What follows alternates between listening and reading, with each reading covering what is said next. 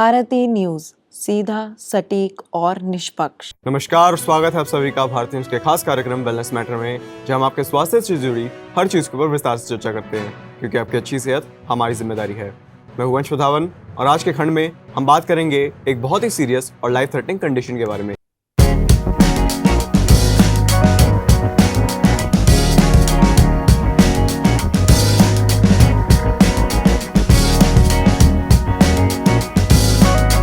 जी हाँ, मैं बात कर रहा हूँ सेप्सिस की। ये एक ऐसी मेडिकल कंडीशन है जिसमें अर्ली डायग्नोसिस और ट्रीटमेंट बेहद जरूरी होता है। सेप्सिस एक ऐसी कंडीशन है जो तब होती है जब बॉडी में किसी भी इन्फेक्शन से इम्यून सिस्टम इतना ओवर रिएक्ट करता है कि बॉडी के ऑर्गन्स और टिश्यूज डैमेज होने लगते हैं। ये ओवर रिएक्शन किसी भी टाइप के इन्फेक्शन के रिस्पॉन्स में हो सकता है, जैसे कि lung infection, urinary tract infection या स्किन इन्फेक्शन। सेप्सिस के कुछ खास सिम्टम्स हैं जो आइडेंटिफाई करना बेहद जरूरी होता है, क्योंकि ये सिम्टम्स कंडीशन में भी प्रेजेंट हो सकते हैं। लेकिन अगर किसी भी तरह का सीवियर इन्फेक्शन है और कुछ पर्टिकुलर सिम्टम्स देखे जाते हैं तो सेप्सिस का हाई रिस्क हो सकता है। सिम्टम्स में सबसे पहले हाई या लो बॉडी टेम्परेचर आता है, कभी फीवर और कभी हाइपोथर्मिया। किसी भी इन्फेक्शन में फीवर कॉमन है, लेकिन अगर फीवर काफ़ी हाई है या फिर लो बॉडी टेम्परेचर हो रहा है तो वो एक अलार्मिंग साइन हो सकता है सेप्सिस का। दूसरा सिम्टम है फास्ट हार्ट बीट और रैपिड ब्रीथिंग। इन्फेक्शन के रिस्पॉन्स में बॉडी हार्ट रेट को इंक्रीज करने लगती है ताकि ऑर्गन्स तक ब्लड की सप्लाई बढ़ सके, लेकिन सेप्सिस में ये हार्ट रेट काफी हाई और ब्रीथिंग रैपिड हो जाती है, जो कि एक डेंजरस साइन होता है सेप्सिस का। कंफ्यूजन या फिर डिसोरिएंटेशन भी सेप्सिस का एक सिम्टम होता है, जिसमें लगता है कि दिमाग काफी स्लो होता जा रहा है या फिर आदमी कंफ्यूज फील करता रहता है। ये इसलिए होता है क्योंकि इन्फेक्शन और इन्फ्लेमेशन की वजह से ब्रेन में ब्लड की सप्लाई कम होने लगती है और ब्लड फ्लो में दिक्कत आती है। एक्सट्रीम पेन या discomfort through out the body भी एक कॉमन सिम्टम है सेप्सिस का। ये पेन इन्फेक्शन वाले एरिया में हो सकता है या पूरे जनरल बॉडी को भी प्रॉब्लम दे सकता है। ये पेन इन्फेक्शन के एरिया में हो सकता है या पूरे जनरल बॉडी के एक को भी एक्सपीरियंस करा जा सकता है। ब्लड प्रेशर लो होना भी एक साइन है। अगर इन्फेक्शन बॉडी में बढ़ता है तो ब्लड प्रेशर काफी लो होने लगता है, जो डिजीनेस और फेंटिंग को कॉज कर सकता है। इन सभी सिम्टम्स में अगर कुछ भी नोटिस हो और रिसेंटली इन्फेक्शन भी हुआ हो तो सेप्सिस का रिस्क बढ़ जाता है और डायग्नोसिस करवाना बेहद जरूरी होता है। सेप्सिस के कॉज और रिस्क फैक्टर्स का भी समझना बेहद इंपॉर्टेंट होता है। जनरली किसी भी इन्फेक्शन से सेप्सिस हो सकता है, लेकिन कुछ इन्फेक्शंस ज्यादा रिस्क फैक्टर कैरी करते हैं, जैसे lung infections, specially pneumonia, abdominal infections जो स्टमक या इंटेस्टिन्स में होते हैं, किडनी इन्फेक्शन और ब्लड स्ट्रीम इन्फेक्शंस जिसे बैक्टीरियमिया भी कहा जाता है। ये इन्फेक्शंस जल्दी से ब्लड स्ट्रीम में फैलकर सेप्सिस का रिस्क क्रिएट कर सकते हैं। हाई रिस्क ग्रुप्स में जनरली एल्डरली और न्यूबॉर्न्स होते हैं, क्योंकि उनका इम्यून सिस्टम या तो काफी वीक होता है या फुली डेवलप्ड नहीं हुआ होता। वीक इम्यून सिस्टम वाले लोग, जैसे जो HIV, एड्स, कैंसर या डायबिटीज जैसे क्रॉनिक डिजीज से सफर कर रहे होते हैं, वो भी रिस्क में होते हैं। ICU पेशेंट्स या इन्वेसिव डिवाइसेस जैसे कैथेटर, वेंटिलेटर या IV ड्रिप लगाए हुए लोग भी, उनमें भी सेप्सिस का रिस्क होने के चांसेस बढ़ जाते हैं। सेप्सिस का डायग्नोसिस करना काफी मुश्किल हो सकता है, क्योंकि कई बार ये सिम्टम्स दूसरे कॉमन इन्फेक्शंस जैसे वायरल फीवर, डेंगू या चिकनगुनिया जैसे डिसीजेस में भी हो सकते हैं। इसलिए इसके डायग्नोसिस में कुछ स्पेसिफिक टेस्ट की जरूरी होती है।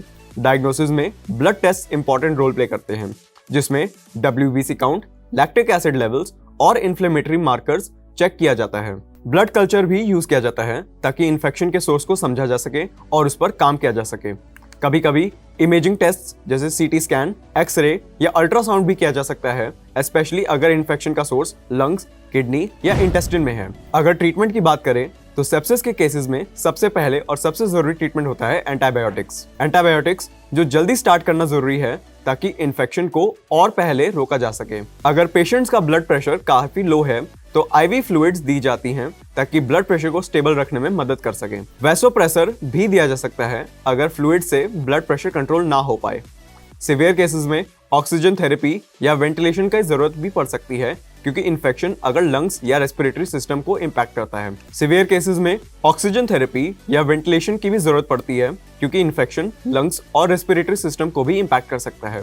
कुछ केसेस में इन्फेक्टेड टिश्यू या पस को रिमूव करने के लिए सर्जरी की भी जरूरत ली जा सकती है, स्पेशली अगर इन्फेक्शन किसी स्पेसिफिक एरिया में लिमिटेड हो और उसका रिमूवल पॉसिबल हो। सेप्सिस को प्रिवेंट करना भी पॉसिबल है और प्रिवेंशन के कुछ जरूरी स्टेप हैं जो हमें फॉलो करना जरूरी है। सेप्सिस को प्रिवेंट करना पॉसिबल है और कुछ प्रिवेंशन स्टेप्स बेहद जरूरी होते हैं अगर हमें सेप्सिस को रोकना है।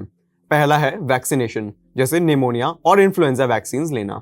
ये वैक्सीन एल्डरली और इम्यूनो कॉम्प्रोमाइज पेशेंट्स के लिए जरूरी है क्योंकि उनमें इन्फेक्शन का रिस्क ज्यादा होता है। हाइजीन मेंटेन करना भी प्रिवेंशन का एक मेजर पार्ट है। हम सबको ये इंश्योर करना चाहिए कि कट्स और वुंड्स को क्लीन और प्रॉपर्ली बैंडेज रखें ताकि इन्फेक्शन का चांस ना रहे। किसी भी इन्फेक्शन के साइंस को जल्दी रिकॉग्नाइज करना और डिले ना करना ट्रीटमेंट में बेहद जरूरी है। जितना जल्दी इन्फेक्शन को ट्रीट होगा उतने कम चांसेस हैं कि ये सेप्सिस में कन्वर्ट हो।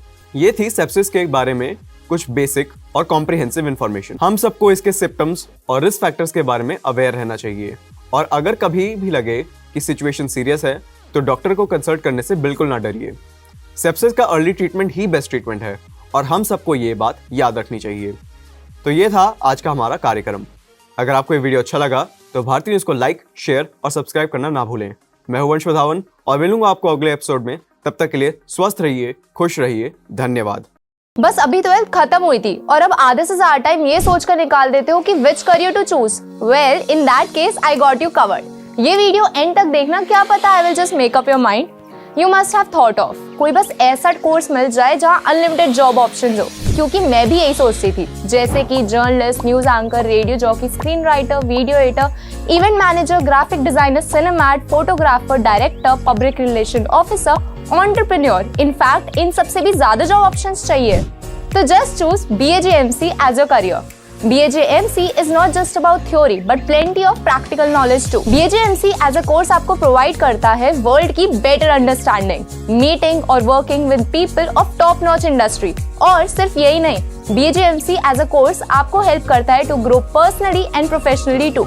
So what are you waiting for? Choose BAJMC क्योंकि इधर आपको मिलेंगी endless possibilities।